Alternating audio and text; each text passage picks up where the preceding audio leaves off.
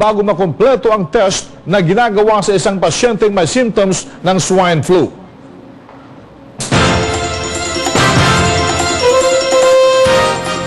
Isang ina at 2 anak nito ang patay sa isang sunog sa Navotas kagabi. 2 milyong piso naman ang tinatayang halaga ng mga ari-ariang nawala sa sunog at tumagal ng 14 na oras. Natagpuan ang mga labi ng mga nasawi sa sunog sa ikalawang palapag ng kanilang bahay.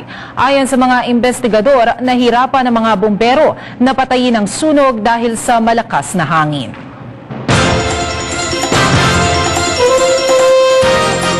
Patuloy pa rin kinukondina ng mga militanteng grupo ang pagkawala ng aktivistang si Jonas Burgos. Ayon sa bagong alyansang Makabayan, nakakalungkot daw na 2 taon matapos mawala si Burgos ay wala pa rin umanong nangyayari sa kaso nito. Nakadagdag pa umano sa kanilang sama ng loob ay ang pagkakaupo ni Retired General Jovito Palparan bilang miyembro ng mababang kapulungan.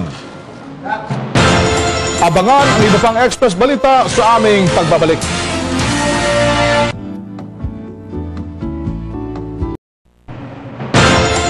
Sisimula na sa darating na linggo ang investigasyon ng Senate Committee of the Whole sa reklamo laban kay Senator Manuel Villar. Tiniyak naman ni Senate President Juan Ponce Enrile na bibigyan ng tamang kortesiya si Villar habang dinidinig ang kaniyang kaso. Ang Live Express Balita hatid ni Jeffrey Saide. Jeff? Maricel, posibleng sa darating na Huwebes na isimula na ng Committee of the Whole ang pagdinig sa umano'y double insertion sa C5 Road Extension Project na kinasasangkutan ni dating Senate President Manny Villar. Paliwanag ni Senate President Juan Ponce Enrile, nais na nilang tukuyin kung may sapat ba o hindi ang mga ebidensya ng double insertion laban kay Villar. Git naman ng Senate President, sisiguraduhin niyang mabibigyan ng karampatang kortesiya at mapapangalagaan ang karapatan ng dating Senate President.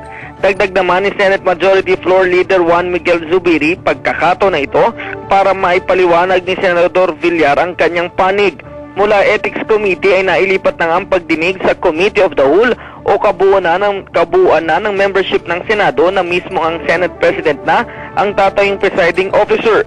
Mismong si Ethics Committee Chair Senador Panfilo Lacson ang nagain ng proposal sa session floor kahapon na sinang-ayon na naman ng 10 senador. Pasaring naman ni Senador Panfilo Lacson kung hindi pa rin tatalima si Senador Villar sa investigasyon ng Committee of the Whole, mabuti na lamang na magbitiw na ito sa pwesto. Ngayon sinunod na raw kasi ng Ethics Committee ang kagustuhan na ito na ipagtanggol ang sarili sa mismong session floor. Wala na raw itong dahilan para hindi pa magsalita. At kung patuloy itong mananahimik, magiging batayan na lamang daw ng Senado ang mga ebidensya ng nag-aakusang si Senadora Jambi Madrigal. Buwelta naman ni Senate Minority Floor Leader Senador Aquilino Pimentel, di magbibitiw si Senador Villar. Pag-uusapan din ng minorya ang kanilang gagawin sa isyong ito. Maricel? Maraming salamat, Jeffrey Saide. Nag-uulat ng live mula sa Senado. Sa hangaring mas may paabot sa mga mamamayan ang mga programang pangkalusugan ng pamahalaan, naglunsad ang kumpanyang PhilHealth ng bagong service office sa Makati. Layunin din ito na mas palakasin pa ang nagagawad na health insurance coverage sa mga kababayan nating may karamdaman.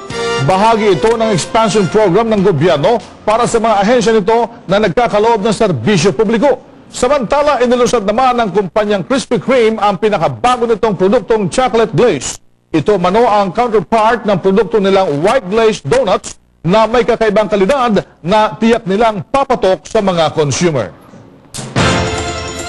Naniniwala ang Department of Tourism na mas mapapaunlad ang rehiyon ng Mindanao sa pamamagitan ng maayos na ugnayan ng Muslim community dito at ng mga turista. Isa umano sa mga paraan para maisakatuparan nito ay ang pag-unawa sa kultura ng kapwa-panig gaya na lamang ng sa pagkain. Kaya naman idinaos ng Department of Tourism at ng Office of Muslim Affairs ang ikalawang Halal Regional Forum. Bukod sa pagbibigay impormasyon hinggil sa mga pagkaing halal o yung sertipikadong walang sangkap na pinagbabawal sa relihiyong Muslim, tinalakay din dito ang safety management system para sa mga kainan na naghahain ng pagkaing halal. Muslim countries who are also tourists going around the world. We don't get much of that. Kasi nahihirapan sila maghanap ng halal food pagdating dito. So, sa ibang bansa sila napupunta. So, yun ang tingin natin dito na malaki yung pag-asa natin dito. Na pag ito na-develop, mas marami pa tayong maiimbit ang mga Muslim visitors. At yan ang mga balitang nakalap ng IBC News and Public Affairs. Sa ngalan ni Precious Hipolito Castelo, ako po si Maricel Halil. Ako naman ang inyong katotong Bing Formento. Pansamantala kaming namamaalam at nagbabalik bukas alas 4:30 ng hapon dito lang sa IBC 13. Mga katoto, mahalin po natin ang bansang Pilipinas.